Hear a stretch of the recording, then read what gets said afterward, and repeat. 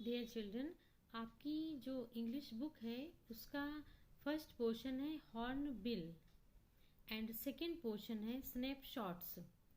Snapshots में आपके बच्चों स्टोरीज दी हुई हैं और उनके क्वेश्चंस को आपको अटेम्प्ट करना होगा। और ये स्टोरीज बहुत ही डीपली इंटरेस्ट और कॉमिक माहौल को क्रिएट करने वाली हैं। बहुत ही अच्छी स्टोरीज हैं। तो चलिए आज हम पढ़ते हैं the first lesson of the snapshot, the summer of the beautiful white horse, written by the writer William Saroyan. The Summer of the Beautiful White Horse. See, this story is about two poor Armenian boys. ये story बच्चों दो गरीब आर्मेनियम एक species यानी प्रजाति है, दो गरीब आर्मेनियम बॉयज की है जो गरीब थे। Who belong to a tribe, जो कि ट्राइब यानी प्रजाति से संबंध रखते हैं। हुज हॉलमार्क्स आर, और उस बच्चों उस ट्राइब यानी प्रजाति का हॉलमार्क्स यानी पहचान का एक पहचान है। क्या है उस ट्राइब की पहचान? ट्रस्ट एंड ऑनेस्टी, यानी विश्वास और ईमानदारी। आर्मेनियम बॉयज की स्टोरी है, दो गरीब आर्मेनियम बॉयज और जो एक ट्राइब से बिलोंग करते थे, उस ट्राइब का हॉलमार्क है trust and honesty.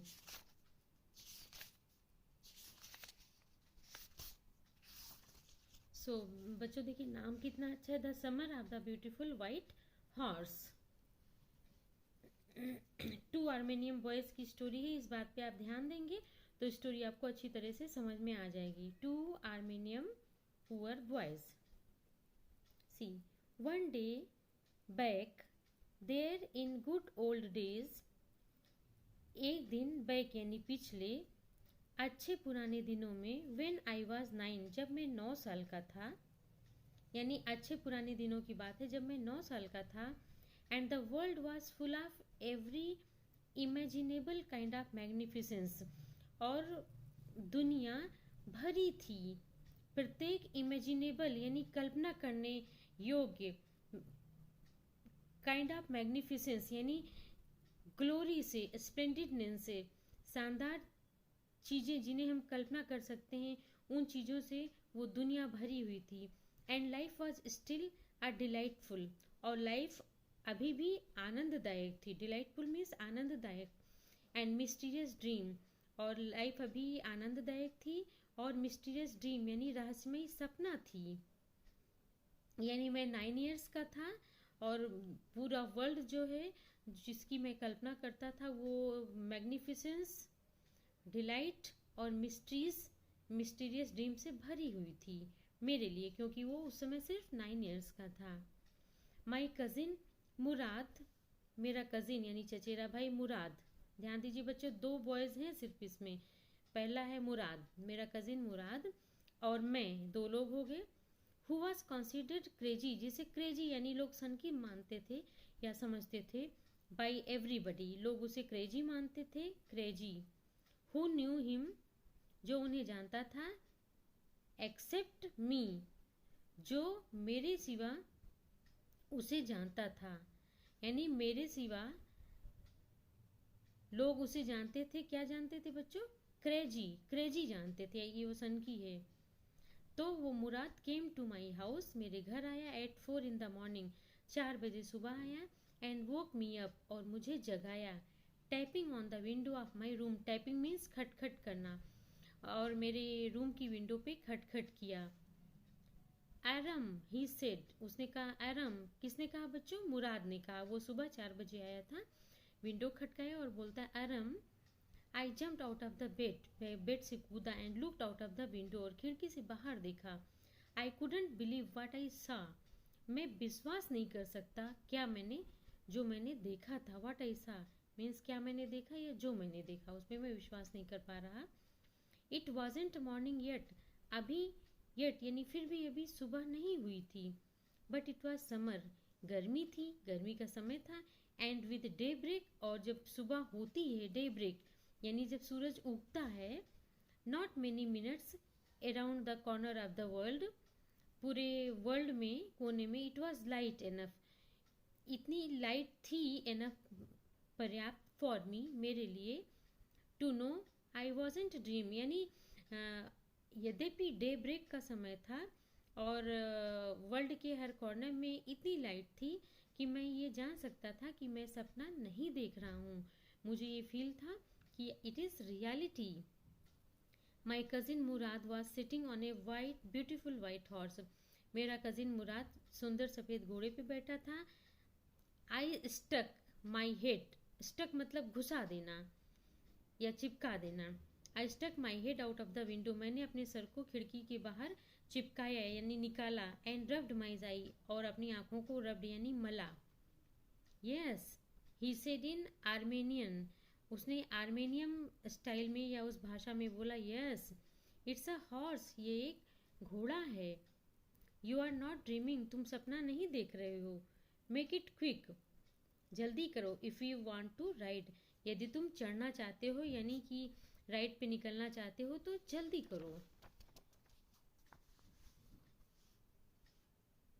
I knew my cousin मुराद, मैं जानता था कि मेरा cousin Mourad enjoyed being alive more than anybody else, मैं जानता था कि मेरा कजिन मुराद अलाइव यानी जीवित होने का अधिक एंजॉय करता था, कि मैं जिंदा हूँ, वो अधिक एंजॉय करता था अपनी लाइफ को, मोर देन एनीबडी एल्स, और किसी व्यक्ति की अपेक्षा, who had ever fallen into the world by mistake. बच्चों, इसका कहने का मतलब ये है कि कोई व्यक्ति जो सोचता है कि बड़ी मैं मुश्किल से दुनिया में आ गया हूँ, बाय मिस्टेक इस दुनिया में आया हूँ, वो ये नहीं सोचता था, वो लाइफ को एंजॉय करता था कि oh I am alive, it means I am lucky.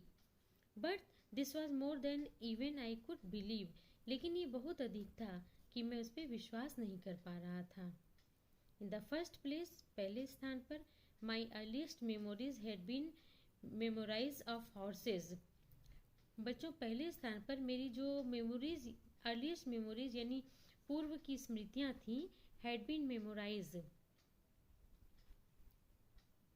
Had been, no, listen again, my earliest memories, मेरे पूर्व की जो स्मृतियाँ हैं, had been memories of horses, वो घोड़ों की स्मृतियाँ थी। एंड माई फर्स्ट लॉन्गिंग्स, और मेरी पहली लॉन्गिंग मीन्स इच्छा, had been longings to ride, और मेरी सबसे पहली इच्छा थी कि मैं राइड करूं या घोड़े पे सवारी करूं, ये मेरी पहली लॉन्गिंग थी। This was the wonderful part, ये आश्चर्यजनक हिस्सा था। इन द सेकेंड प्लेस, दूसरे स्थान पर, वी वर पुअर, हम गरीब थे। This was the part that wouldn't permit me to believe what I saw. बच्चों, वो पुअर था, यही वो पार्ट था कि वो बिलीव नहीं कर पा रहा था, विश्वास नहीं कर पा रहा था, यानी खुद को परमिट नहीं कर पा रहा था कि मैं विश्वास करूं व्हाट आई सा, यानी मैं देख रहा हूं ये रियलिटी है, वो विश्वास नहीं कर रहा था। वी वर पुअर, हम गरीब थे। वी हैड नो मनी, पैसा नहीं था। Our whole tribe was poverty stricken, हमारी पूरी जो प्रजाति थी वो पॉवर्टी स्ट्राइकन यानी गरीबी से पीड़ित थी। एवरी ब्रांच ऑफ गैरोग्लैनियन फैमिली, यानी गैरोग्लैनियन फैमिली की हर ब्रांच यानी शाखा, was living in the most amazing, वो सबसे अमेजिंग में रह रही थी, and comical poverty in the world, और एकदम गरीब की हालत में पूरी दुनिया में रह रही थी। देखिए, गैरोग्लैनियन फैमिली, ये बच्चों, ये एक गैरोग्लैनियन जो है, ये एक आर्मेनियन की ट्राइब है, एक प्रजाति है जिसके वो बच्चे थे। नोबडी कुड अंडरस्टैंड, कोई नहीं समझ सकता था। Where we ever got money enough to keep us, nobody could understand where we, कोई नहीं समझ सकता था, वेयर वी एवर कि क्या हम कभी गॉट मनी पाएंगे, एनफ यानी पर्याप्त, to keep us with food in our बेलीज, कि क्या कभी हम लोग के पास पैसा होगा कि अपनी बेलीज यानी पेट में हम फूड यानी भोजन रख पाएंगे। Not even the old man of the family, यहाँ तक कि जो बूढ़े आदमी थे वो भी नहीं खा सकते थे पूरा, इतने गरीब थे हम लोग।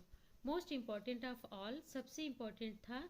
दो we are famous for our honesty, यद्यपि हम ऑनेस्टी यानी ईमानदारी के लिए फेमस हैं। We had been famous for our honesty, अपनी ऑनेस्टी के लिए फेमस हैं। फॉर समथिंग लाइक 11 सेंचुरीज, लगभग 11वीं शताब्दी में। Even when we had been the wealthiest family, कहता है कि 11वीं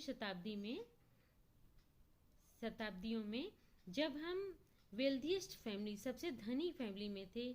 इन what we liked to think, यानी जो हम सोचना पसंद करते थे, वॉज द वर्ल्ड, वो वह दुनिया थी। वी वर प्राउड फर्स्ट, पहले हम गर्व करते थे।